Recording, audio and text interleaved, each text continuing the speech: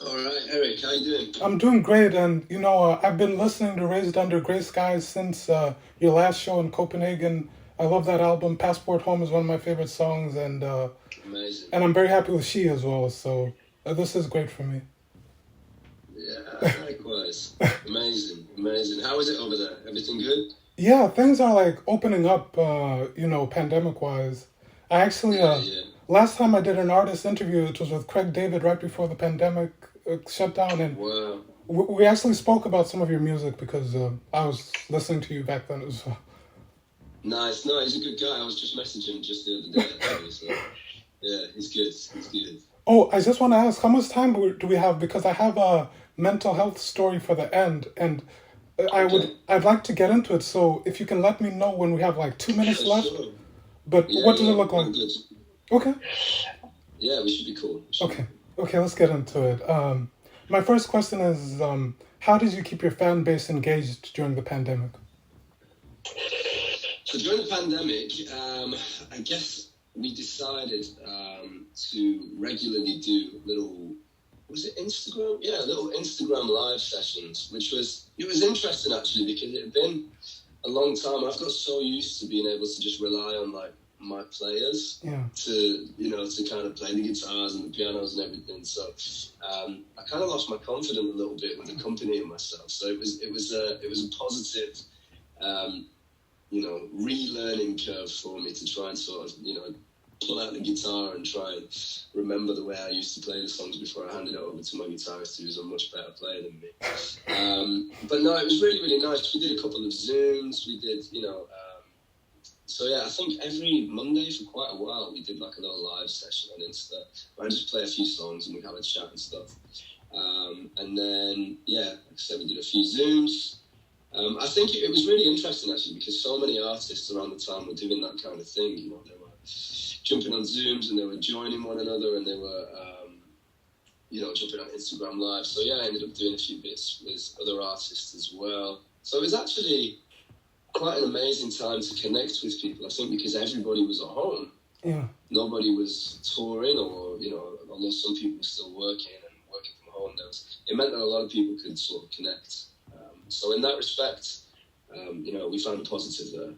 Yeah, that's important. And I actually dropped in on a couple of those Instagram Mondays. That's why I thought to bring it Yeah, up. yeah, yeah. And That was fun. what's the importance of acoustic versions to you?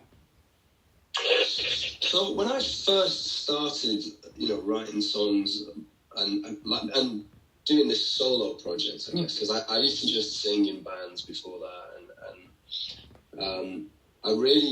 I was always inspired by, whenever I went to see a band, my favourite part of the live show was like every now and again in the middle of the set, they'd like strip it back and do a few acoustic numbers.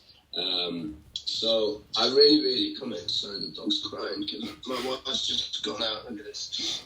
So I really enjoyed those acoustic moments during live sets because I used to listen to quite a lot of like, guitar bands and rock bands and things like that. So I really appreciated it when they sort of strip it back. So I always wanted to do those versions, no matter what, even though a lot of the time, we make these records and we think, oh, that might be a single. So we give it the radio treatment, we produce it for the radio. But I think it's so important that people can still access, I guess, the bones of the songs and, the raw ingredients. So I'll always be doing that. I love that. It's funny. My next question was actually, what kind of musicians inspire you, or have inspired you on your musical journey? So, I guess you got into it a bit. Yeah, a little bit. So I guess when I was much younger, I kind of accidentally discovered a passion for music just through growing up in Manchester. It wasn't really. I didn't grow up in a musical household. I grew up in my dad was like an artist, so I grew up around a lot of creation and things like that, but not so much music. So it was more as a teenager, my friends, and at the time, Manchester bands were ruling the world. It was Oasis and bands like that were huge. So a lot of young teenagers were buying guitars, and it was literally just that. We fell into it that way, and then I started off with that, and that was like a gate opener for me to. I actually ended up looking backwards into the whole grunge scene. I just started with Nirvana and things, but then going more into kind of your Soundgarden and Mudhoney and all those stuff. But what I found with them, particularly with singers like Chris Cornell, was that there was a huge soul and blues influence there, even though it was often. And these were the kind of bands that I loved, the stripped back moments that they did. So from that, I started looking more into the soul and blues music, and I found gospel music. But me and my friends were always sharing amongst one another. We were sort of those geek kids, boy, person who found the new band. So we used to go to, there was a really cool store in Manchester called the Vinyl Exchange, and you could go in there, and what they did was they had loads of records by not very well-known artists, but they would write a little description on the record of, so it'd be like, for fans of Portishead and Bjork, so I'd be like, okay, cool, we'll give it a go. So every time we sort of got paid from our little weekend jobs, we'd go down there and we'd all choose a different record that we'd never heard before. And back then, you couldn't, it wasn't, we had Spotify, and we could just listen to the singles, we'd take a chance. And sometimes you'd buy records that on the first listen you weren't so into, but because you paid your money, you went back and you listened again and you listened again, and you built a relationship with it, and you started to understand the music. And I feel like it's a shame nowadays. I mean, it's amazing that we've got Spotify and things like that, but at the same time, it's a shame because there is nobody is really investing in the kind of music they listen to. They're not taking chances. If they don't like it within the first 30 seconds, then, they don't buy it. So, and obviously it affects the way that we write music, and it affects the way that we consume music. It's an interesting one. But I've got a lot of fond memories of those days. Oh, I was actually going to ask you, like, when you come to Copenhagen in November, are you planning to have any kind of, like, pop-up shop where people can buy physical or vinyl versions of She, for example? Yeah, I mean, we'll definitely be bringing them out to the venues. Yeah. It's funny, it's interesting, the way that we're doing this European tour, it's a little bit different. We are, rather than doing like a 2-month tour where we go back-to-back shows, we're going, okay, well, let's go to Germany for a week, and we'll do 3 shows, but we'll also hang out and see what other opportunities there are to do, and let's go to Denmark, and let's go to Sweden, so I think nearer the time, we'll probably be asking people if they have any suggestions, either for things to do, or anything that they'd like for us to do, so it's going to be an interesting one, but always at the shows we'll be selling vinyls and CDs and merchandise and stuff like that. So perfect. if people manage to get a ticket, then of course, yeah. And I wanted to ask you, is there anything you like about Denmark since you've included it on some of your tours? I remember when the last tour got canceled, I think 2020, you were going to come to Denmark as well. So. Yeah, do you know what? All of the countries in that region. So it's funny. So my idea of paradise is northern wilderness. Like, it's funny. So my wife's family is from St. Lucia in the Caribbean. So her heart kind of is constantly calling for like beaches and palm trees and that almost rainforesty at times kind of climate. Whereas I'm like, if you give me like some evergreen and birch and like seasons. So whenever I get to go out, any sort of the Nordics or Scandinavia, I love it, absolutely love it. So that's why I'm excited to because I love the outdoors. I just moved out of London. I'm living in the countryside. Well, a little bit more country, but to the forest. So, that's my dream. If like a second home. Like I know a lot of people who live in those places. They have like a little holiday cottage, or where they go out to maybe an island or something. One day I would love to have one of those with just a piano, a little bit of recording equipment, super basic, that's the dream. What have you missed most about the road, like just in general, all countries? The people more than anything. I'm not really one of these artists that like needs to be on the road. Like I love being at home. I have 2 kids and a wife and stuff. I cherish my time at home, and luckily, I've been spending a lot more time at home. About to build a studio in the garden, but it's been the people. So I've done a handful of like little shows since we started getting back to normal, and you read messages online, but it's amazing to hear how your music has reached people, even simple things, but meeting people in person and they're coming with like their boyfriend or girlfriend who's now like their fiance, and they're saying things.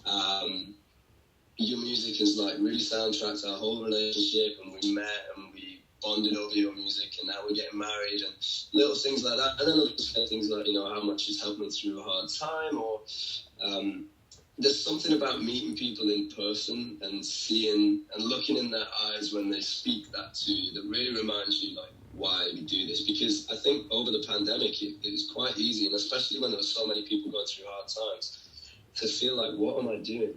You know, kind of stuck at home writing songs, and there's people, nurses and doctors, like working around the clock to try and help people, and you kind of feel useless. And then, actually, in our own little way, you know, we're trying to spread a bit of healing and a bit of joy and all of that stuff. So it really kind of reinvigorates the purpose of why we do this, and it's a beautiful reminder. So when I go on the road, it's such an emotional kind of roller coaster, because. You know, singing's an emotional thing anyway, but then sort of like talking to people afterwards and during the set and feeling that connection is quite incredible. Yeah. I have a story about Passport Home. I'll save it for the end, because my next question is... I look forward to that. Thank you. My next question is, it's kind of open-ended. It's like, who is she? Okay, so she is... many people. Yeah. You know, from the idea of it was that I wanted to just tip my hat to a lot of women in my life, and I realized that most of the lessons or the opportunities to grow have been delivered by women in my life, whether it's been an enjoyable thing or the complete opposite. They've all been worth something and worth a lot, and massive, like I say, learning opportunities for me in my life. You know, so from, you know, losing my mum at a very young age, I was a baby. So the relationship of seeing how that changed my life. But I was also one of 5. I have 4 sisters. So we grew and we learned together, and we learned to, you know, take on, understand that world. 2 girlfriends that I had, you know, relationships with, you know, and, you know, one in particular, my eldest son's mum. You know, we had a child together, and the lessons that I had to learn with that romantic relationship breaking down, and working through that, to then becoming now with really good friends, you know, to then meeting my wife, who, you know, many amazing lessons and blessings with that one, and having another child. And yeah, so the only thing I'm really missing as far as lessons go from women is a daughter. Yeah. But, you know, maybe I'll be blessed in the future to keep getting boys, which is fine. I love little boys, but I'd love a daughter. But we'll see. I'm not rushing. My wife's not ready to rush into another one yet. Makes sense. Yeah. And then I wanted to ask, you mentioned seeing the positives in some of the Instagram Monday sessions and everything like that. Were there any benefits to the album being delayed this time around, like at the end? For sure. I mean, for me, it's a funny thing, really. Like, often when we try and make these records, there's a little pressure to tailor it a little bit so that it works more for the radio, or most for this. And it's something that I've really struggled with. And actually, it gave me a little bit of time to put more of my own DNA into the recordings. And also, we did these gospel versions as well throughout, in between lockdowns, and, you know, we had everybody coming and taking tests every day, and we managed to do that. So we found more time to figure out new ways to be creative with the music. And like I was saying about the acoustic versions, nowadays, you know, music's consumed in so many different ways. There's YouTube, there's Spotify, there's, you know, you can do so many different versions of songs. So although the album, you know, it has a certain finality to it, there's all of these other versions that people can access. So being able to do these gospel versions, it really helped me view the album in a completely different way. And it's actually, you know, it really was the first time that I was kind of, you know, me and my team were like, I just want, like, the label and everyone else to just trust us with this, leave us to it and see what we come up with. And, you know, it was an opportunity for me to say, like, this is how things can be if we just left to our own devices. And and I'm really proud of how it turned out. And I think, we found a really important sound moving forwards for the future with that. So, yeah, we didn't, no time was wasted. Yeah. It was a shame to have to postpone it, but it worked out well in the end. Perfect. Yeah, I love the album. I really got into it lately. It's great. And on the nice. It's going to be exciting to come out and perform it. We're getting into rehearsals now. It's feeling good. What kind of setup are you coming with in terms of backup and everything? So it's funny because at the minute we're rehearsing for we're doing a small UK tour, and it's really stripped back. We thought we'd hit a lot of the smaller venues that were affected by COVID, so we decided to go really small. Europe, I imagine it'll be bigger, but I'm not entirely sure. We're still sort of building the foundations. So, but it'll be my usual suspects like the keys players and guitarists, and the people you've seen in the videos. But I guess it depends on how many people we can afford to bring with us. Makes sense. How important was it for you to tell a story with the She music videos? So I guess one of the main things was, again, because it was during COVID, we were very limited as far as movement and time went. So partially it was inspired by the restrictions because we needed to shoot them all with the same cast and the same people in the same space, So it was like, rather than trying to go, okay, well, this week we're going to try and do this and then the next, so let's all just shoot them all at once. And obviously I think that's a bit of a director's dream because usually they do a music video and it's like, about 3 minutes. At the same time, I imagine it was a real struggle because in a way you can't just serve the one song. They have to work together into each other. So it was a really interesting challenge. And, I was sort of, troubled. It was so hard. So they shot it. They shot it overseas. I can't remember where it was. Where did they shoot it? I can't remember. But yeah, it was a super interesting approach to it, talking with the producer and getting little snips of video coming in every day from what they'd shot that day, just phone videos of the cameras and stuff like that. Was really exciting, but I thought it was really build a whole story about journey, grief, and it touches on so many things, and I'm happy with how it came out. Really happy with how it came out. Yeah, they're very. I like the storytelling aspect of them. It's very cool. I just have one more music question before we get into some mental health, and that is... of course. What did you think when the world fell in love with September Song? Oh my gosh. The whole thing was a shock, I keep saying, I feel like I had this, it was an accident, I had this accidental success, because really I went from, and I think the big turning point was probably Perfect Strangers and Jonas Blue, because up until that point I was literally just the dude with the acoustic guitar going around and do these small venues, and then these two huge songs happened, and it was really a whirlwind. And I think for most of the process of that first album, I was just trying to keep my head above water. I didn't know what was happening, and super grateful for all of it. But yeah, it kind of changed the course of my career for a little while, and the expectations changed. And although incredibly grateful for the doors that it opened, it also created a few challenges, as far as creatively and things like that go. And I feel like I'm still figuring them out now. I feel like I've sort of graduated from that time. Yeah. And now I'm super excited to see what the future holds now.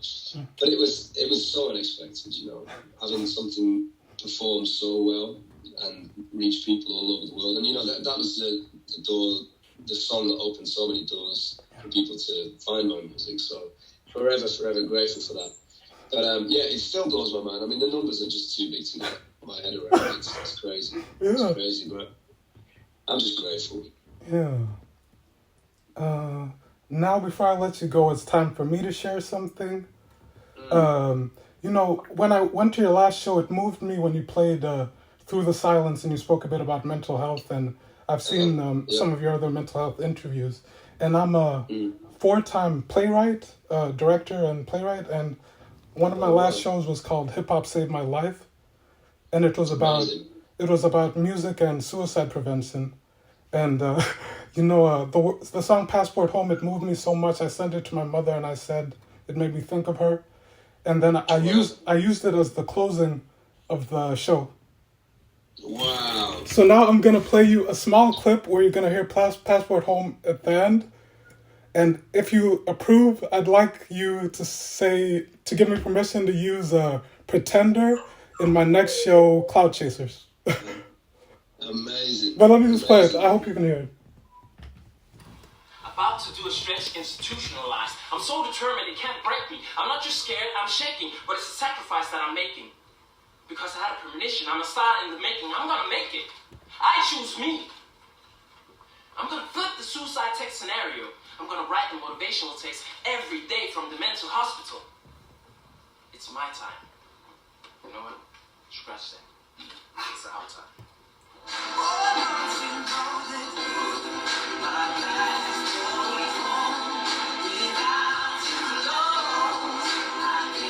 Amazing.